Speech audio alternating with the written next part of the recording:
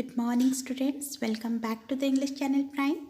Students, in this class today we'll learn about the first kingdoms of India, that is chapter 6, history of Rachna Sagar's book Evolution, We and the World. So in this chapter today we are going to start with the Janapadas and Mahajanapadas. Students, in the last class we learned that people in the ancient time were into the possessions of cattle rather than land. It was after a long time that people started settling at one place. Slowly, a group of people of the same community started occupying a small area or certain area.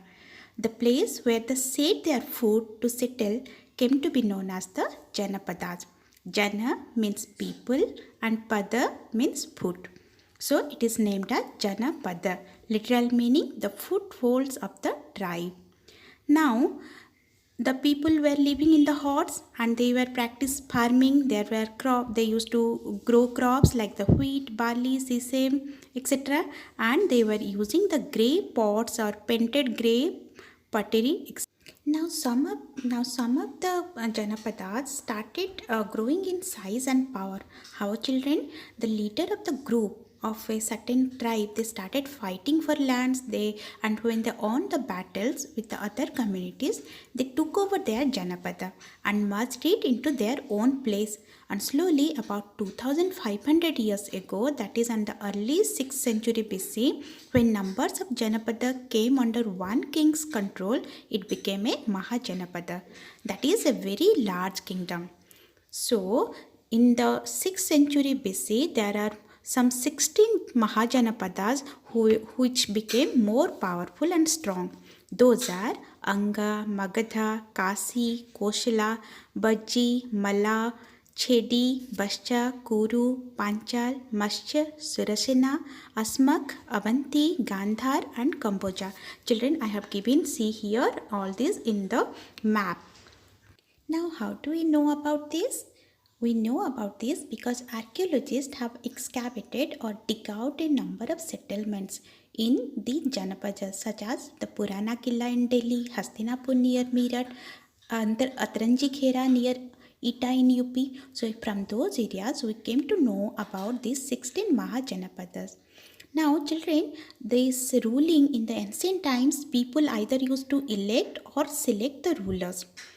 That means when very strong people subjugated the lands or taken control of the land and people, and made them to accept their rule, those people became the king. These people had a long line of lineage who ruled the lands for years to come. So these long lineage of families who ruled over an area for a long time came to be known as the dynasties or dynasties. Most of the Mahajanapadas were monarchies. Monarchies meaning here the king or monarch is the supreme power, has all the supreme power. They only can take all the decision. He was a hereditary ruler. That means his throne will pass from father to son. Okay, the king's position was also made strong because they have the ability to maintain a large army and all the sources of revenue belongs to this king or monarch. Done. Now second, few people, ancient times, few people also used to elect their rulers from their own community, choosing them on the basis of their strength or skills and intellect. Such elected governments were called as the Gana Sangha. These were basically the republics. That means in few states like Sakyas and Lichabis were conducting the republican rules. Bhaji, with its capital at Vaishali, that is Bihar, today's Bihar, was a republic, meaning the republic was a Gana or Sangha. In the Gana or Sangha, there were many rulers. They were all called the Rajas, and these Rajas met in assemblies and took all the decisions through discussion and debate. Now students, what is the difference between monarchies and republic then? Monarchy meaning the kings claimed all the revenue or the taxes from the peasants, but in republic it was claimed by the entire ruling group. In the monarchy only the king maintained a regular army, but in republic Raja had his own independent army or troop. In the monarchy, it was ruled by a single monarch who was the sole decision maker. But in the republic, it functioned under the care of assemblies which were controlled by a group of powerful people or the rajas or rajans or king. Done, children? Now, all these Mahajanapadas had a capital city. Many of these were fortified because they have to protect the people from the battles. For this, the new Rajas now began maintaining the armies, and also soldiers were given regular salaries and maintained by the king throughout the year. As the rulers of the Mahajanapadas now building the huge forts, maintaining the big armies, so they need resources, so they started collecting the regular taxes. The taxes that were procured were first one, the tax was fixed about 1/6 of the total produce from the farmers, that is bhaga. Second, from the craftsmen and weavers were supposed to work for one whole day at the king's palace. From the even from the taxes were procured from in the form of animals or their produce like the milk and meat. Fourth, taxes on import and export of the goods. Fifth, a part of the forest produce was given to the king by the hunters. So these are the forms of taxes. Now, what about the trade and commerce in those areas or era? Towns developed into the centers of trade and commerce in those days. So merchants and artisans, they started living in these towns. The traders and craftsmen, they formed association named as Srenis. They used to look after the well-being of the traders. And trade and commerce flourished in this period due to the introduction of money also. Metal coins that is made up of silver and copper were introduced, and those are known as the punch mark coins because they contain the images of trees, fish, bull, elephant, etc. Okay, now let's come to the society. How was the society then? In those days, society was divided into four varnas, that is Brahmins, Kshatriyas, Vaishyas and Sudras. Brahmins meaning who were given the time for learning Vedas or teaching Vedas, and priests. Kshatriyas meaning the warriors, Vaishyas meaning the traders and farmers, and Sudras meaning who were in the lowest position in the society. And these four varnas, mostly the higher varnas, they used to follow or guided by the concept of ashrams or the four stages of life, that is brahmacharya, grihastha, vanaprastha and sannyas. You can look in the pictures how they are maintaining these four phases of life.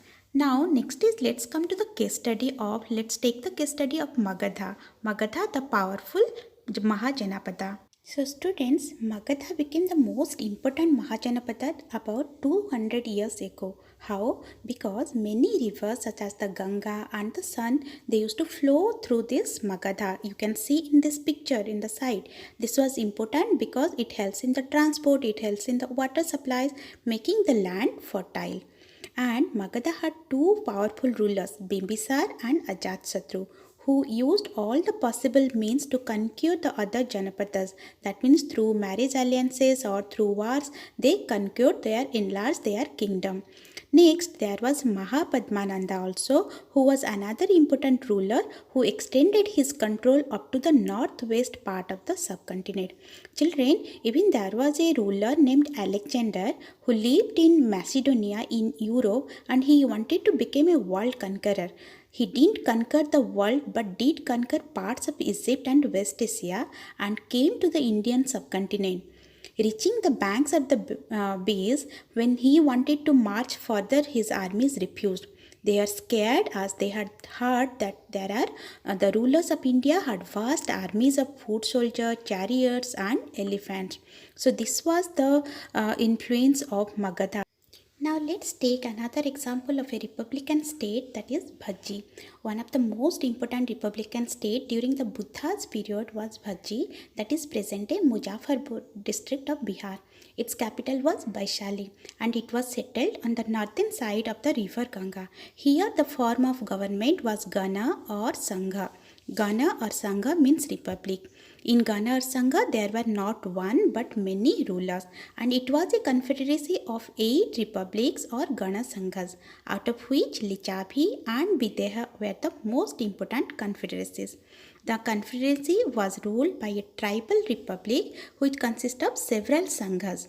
So each of these Sangha was ruled by a Raja, and all those decisions the Sangha choose a representative to take part in the meeting of the Bhaji Gana Parishad. That means People's Council of Bhaji. So all these rulers together they used to take the decision. Children, here everyone used to participate in the assembly except the Sudras, Dasa, Dasis and the Karmakaras. And these kinds of government lasted for a very long time. The last one remained about 1500 years ago and were then conquered by the Gupta rulers.